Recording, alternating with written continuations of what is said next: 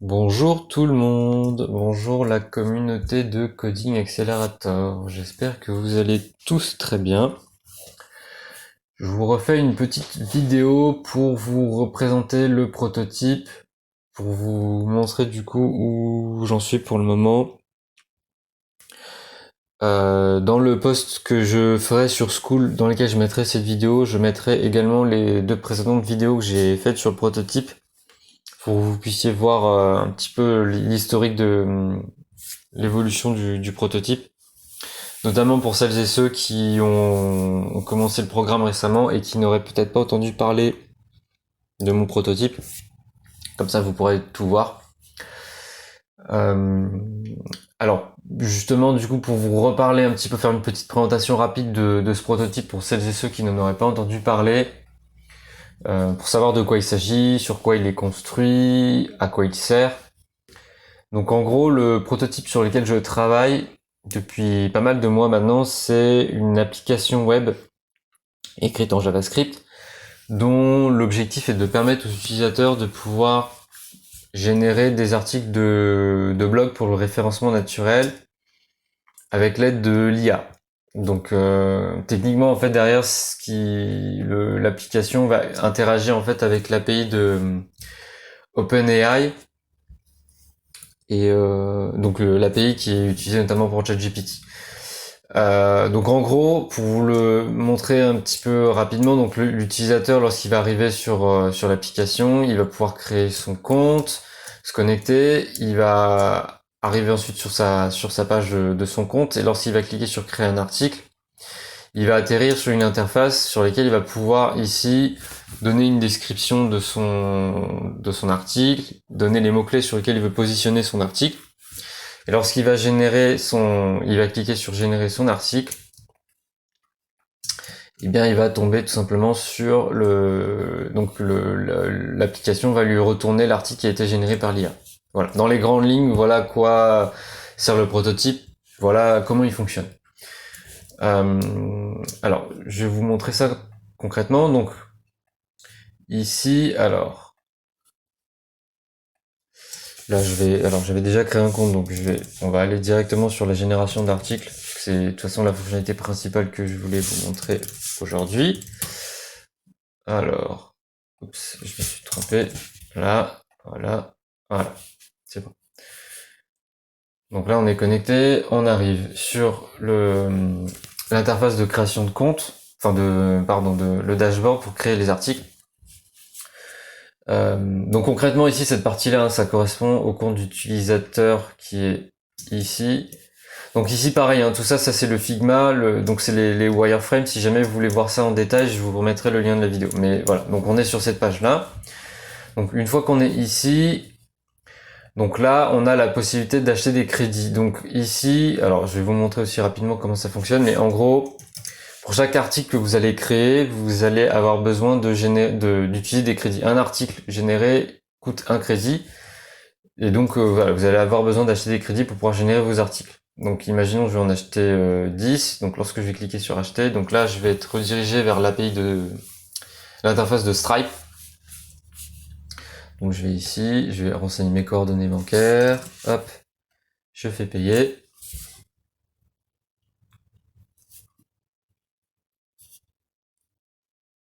Voilà, donc ici, donc là on me dit que c'est bon, donc le paiement est bien passé. Je vais retourner sur mon compte d'utilisateur. Je vais faire créer un article, voilà, et donc là je vais pouvoir renseigner du coup les infos, donc la le titre, je vais mettre ici une description about the story of on va faire un truc allez hop sur Akira. Donc là vous pouvez spécifier la langue, donc soit français, anglais, on va le faire en français. Ici on peut mettre des mots-clés, hop, voilà, des petits mots-clés, hop. Donc vous avez mis vos mots-clés, votre description. Là, donc en bas, ici, vous allez pouvoir cliquer sur générer votre article. Et donc ici, alors je vais mettre la console juste pour vérifier que tout passe bien. Voilà. Donc là, tout est passé. Donc là, ici, les infos sont passées au back-end et mon back-end va les passer à l'API d'OpenAI pour générer l'article, le sauvegarder dans la base de données et les repasser ici ensuite à mon front-end. Et donc voilà, mon article est généré et il apparaît ici. Voilà. Et donc tout ça, donc c'est le contenu de l'article qui a été créé par OpenAI et qui nous a été retourné ici. Voilà.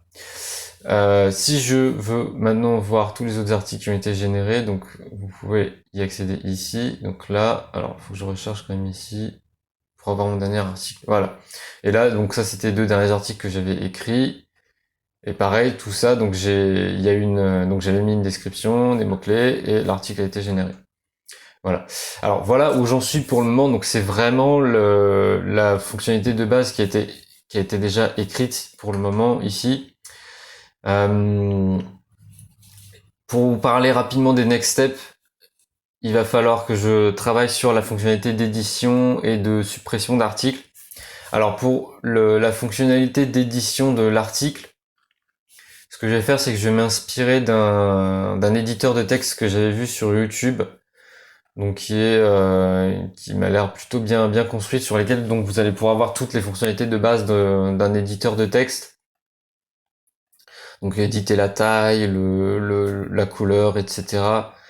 Voilà, ça va permettre quand même d'avoir des fonctionnalités qui permettent d'aller un petit peu plus loin. C'est voilà pour l'utilisateur, sachant que cet éditeur il a été écrit en HTML, CSS et JavaScript pur, donc il va falloir que je le convertisse entre guillemets en composant Vue.js, puisque toute la partie interface front-end a été écrite en Vue.js. Voilà.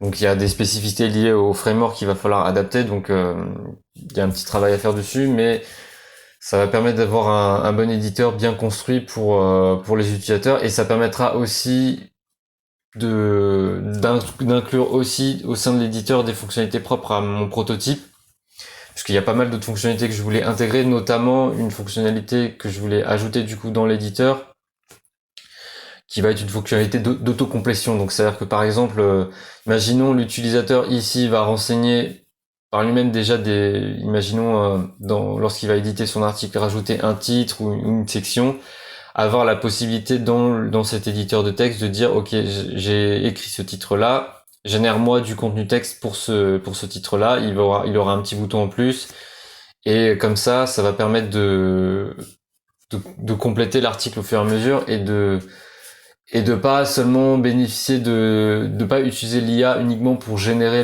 l'article au début, mais d'aller un petit peu plus loin avec l'autocomplétion, de faire des choses beaucoup plus complètes, plus élaborées. Voilà. Donc ça va être vraiment le gros travail à faire encore sur toute la partie création d'articles, génération, édition d'articles, suppression d'articles. Il y aura aussi une home à faire, puisque là pour le moment la home ni la page about n'ont été créées. Elles étaient prévues de toute façon dans le wireframe, donc c'est du contenu assez simple à écrire dessus. Ça va être présenter le prototype, à quoi il sert, comment l'utiliser.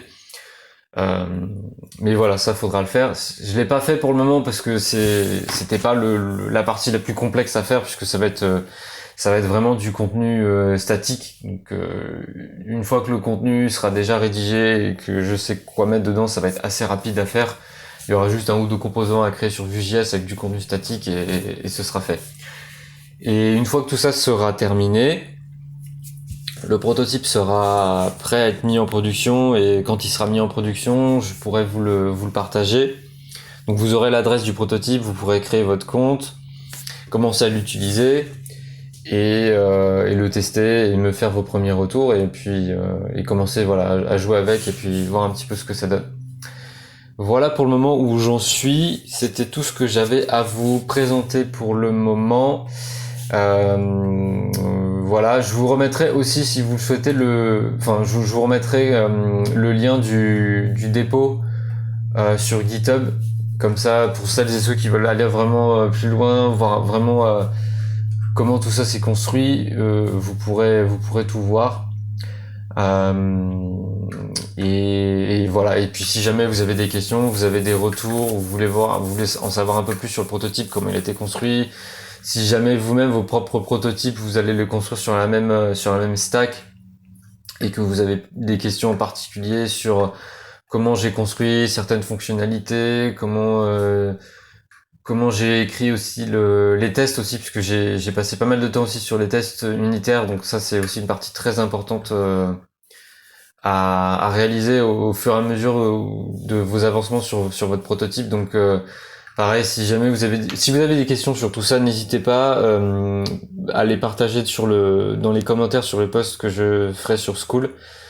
Et voilà. Et je vous tiens au courant pour la suite du prototype. Je pense que je devrais pouvoir vous donner des news là avant la fin de l'été. Donc voilà. Voilà. Merci à tous pour votre écoute et je vous dis à très vite pour les updates sur ce prototype. Voilà, à bientôt.